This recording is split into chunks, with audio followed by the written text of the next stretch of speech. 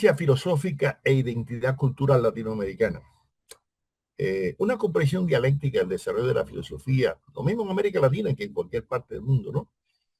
Presupone asumir una actitud crítica objetiva, ¿no? Sobre todo lo existente en la sociedad, ¿no? Y en la relación del ser humano, incluso con la naturaleza, ¿no? Y esto, claro, tiene que tomar en consideración ese proceso de enriquecimiento, ¿no? De las ideas que se da en la historia, articulado a la cultura, ¿no? De un determinado país, una determinada región, ¿no? Y que demuestren que las ideas que surgen en una época determinada constituyen un hecho espiritual, históricamente significativo, ¿no? El filósofo colombiano Odonio Rodríguez decía, toda cultura genera una cierta manera de ver, de interpretar, de vivir la realidad, una cierta filosofía que subyace a cualquier intento reflexivo y sistemático. Hoy es incluso manifiesto como ciertos usos, categorías y formas lingüísticas, cosmologías, están enraizadas en temas culturales y solo se entienden desde su matriz cultural. Fin de la cita. O sea que estará muy articulada la producción filosófica a toda la producción cultural. Cuando decimos toda, en la literaria, la jurídica, la política, la científica, ¿entienden? Y la conciencia cotidiana.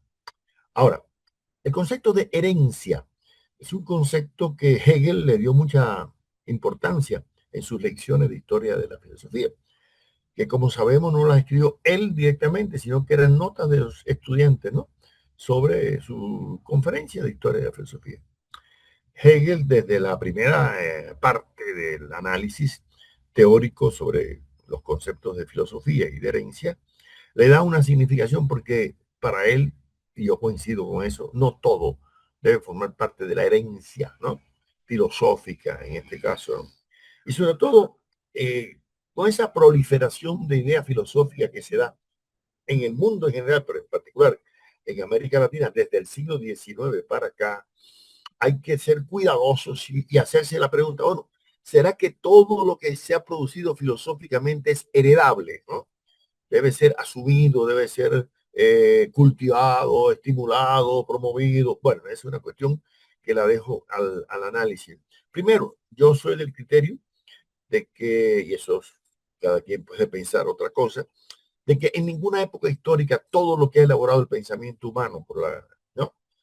O un pueblo específico debe ser dignamente incluido dentro de la herencia cultural, ¿no? Sin un tipo de selectividad. Bueno, ya hemos dicho que para nosotros no todo lo que produce el ser humano es cultura. El ser humano produce excrescencias sociales también, ¿no? Que atentan contra la condición humana, según el libro de Peregrino que escribimos sobre eso. Y por eso para nosotros solo aquello que axiológicamente debe ser apreciado como un valor y no como un antivalor, eso debe formar parte, ¿no?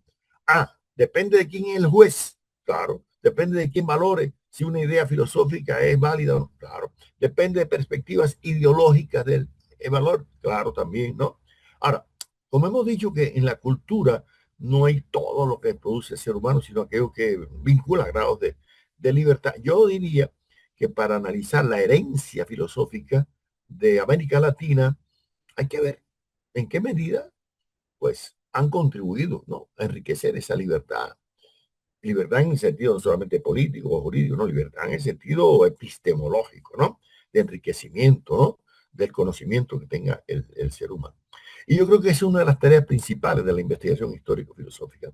En estos videos que estamos tratando de detenernos un poco en los presupuestos metodológicos para el estudio de las ideas filosóficas, ¿no? En América Latina, yo creo que tenemos que tener herramientas conceptuales que nos permitan diferenciar, ¿no?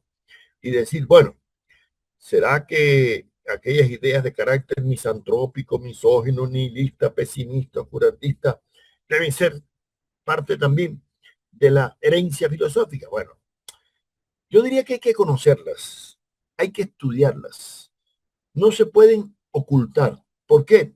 Porque a veces lo que se oculta se hace más interesante y entonces la gente busca, ¿no? Eso que está oculto, ¿no? Yo creo que hay que estudiar a Nietzsche, hay que estudiar a Schopenhauer, ¿no? Hay que estudiar a los agnósticos, escépticos, al posmoderno. Todas esas filosofías a las cuales vamos a criticar. En definitiva, la crítica de la crítica emerge, ¿no? Un saber enaltecedor, ¿no? Yo creo que desde el punto de vista genético, esas ideas de signo negativo, vamos a decirlo así, nihilista, ¿no? Agnóstica, forman parte, ¿no? De la producción filosófica, histórica, pero yo no creo que deban ser consideradas, ¿no?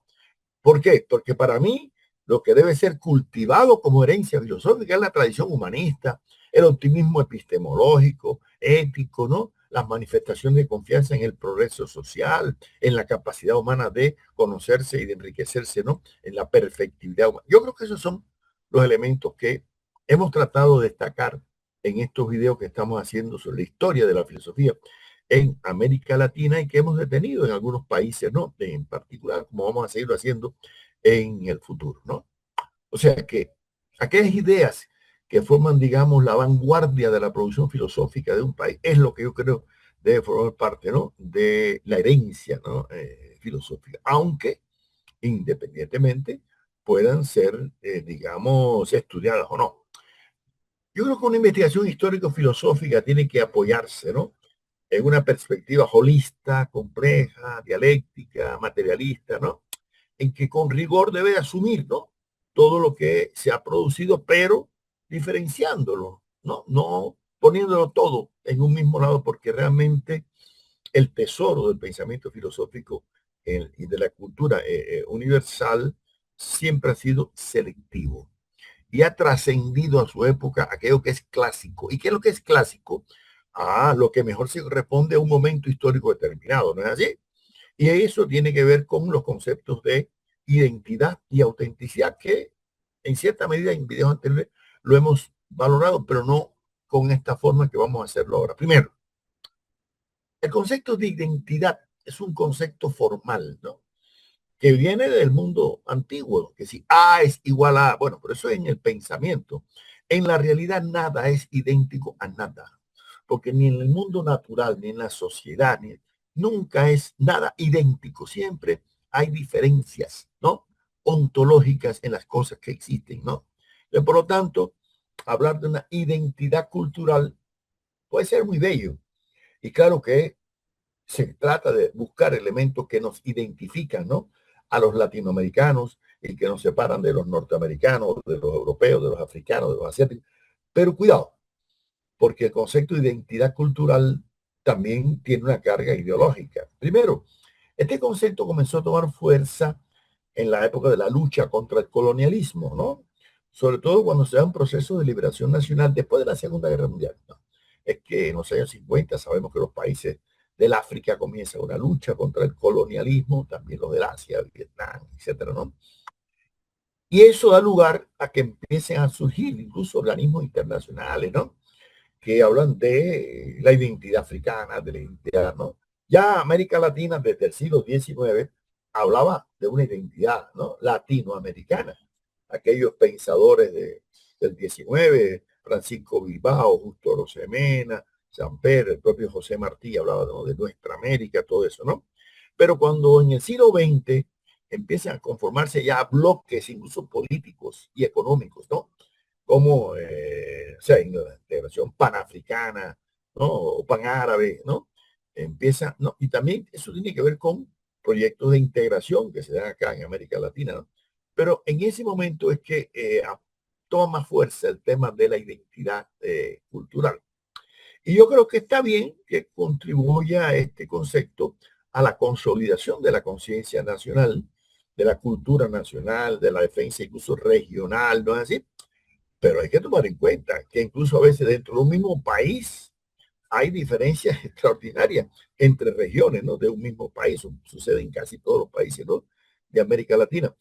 Claro que hay unos elementos comunes que nos unen a veces, pero que independientemente de eso, por esa razón, decimos que más importante que la identidad cultural es la autenticidad cultural, ¿no?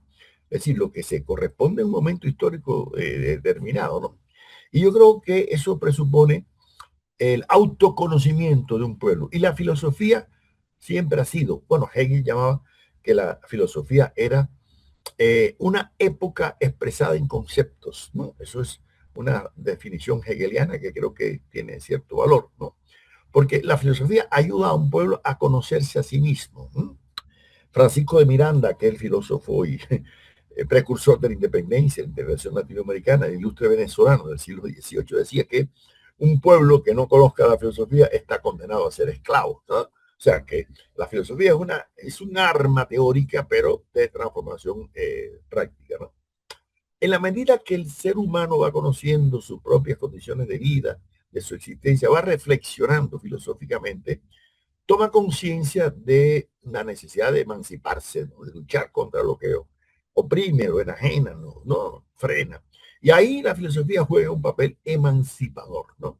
Ya hemos hablado de las funciones de la filosofía, una de ellas es esa, ¿no?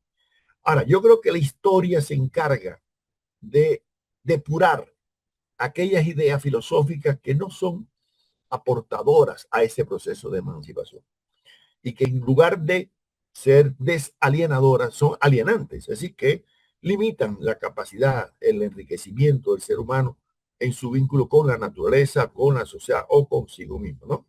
O sea que eh, la historia de la humanidad, y no solamente el caso de América Latina, destaca hoy algunas ideas filosóficas que vienen desde la antigüedad, del medioevo, del nacimiento de la modernidad en el Renacimiento o de la filosofía ilustrada, y las seguimos estudiando. ¿Por qué?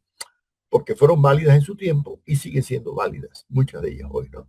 Por eso, como hemos dicho que un producto cultural es auténtico cuando se corresponde a exigencia, ¿no? De mejor dominio de la existencia de un ser humano, pues lo mismo, las ideas filosóficas deben ser aquellas que contribuyan, ¿no? A enriquecer esa condición humana, que ya hemos dicho es contradictoria y que no admite una naturaleza humana biológicamente predeterminada, ni una esencia humana metafísicamente establecida de una vez y por todas, sino una condición histórica y circunstancial, dialéctica, progresiva que mejora, ¿no? A través de la educación, a través de la cultura, a través del arte, de la literatura, ¿no? Entonces, yo creo que el tema de la herencia filosófica y de la identidad cultural latinoamericana, que fue un tema que comenzó a mediados del siglo pasado, el siglo XX, hoy en día ya casi no se analiza.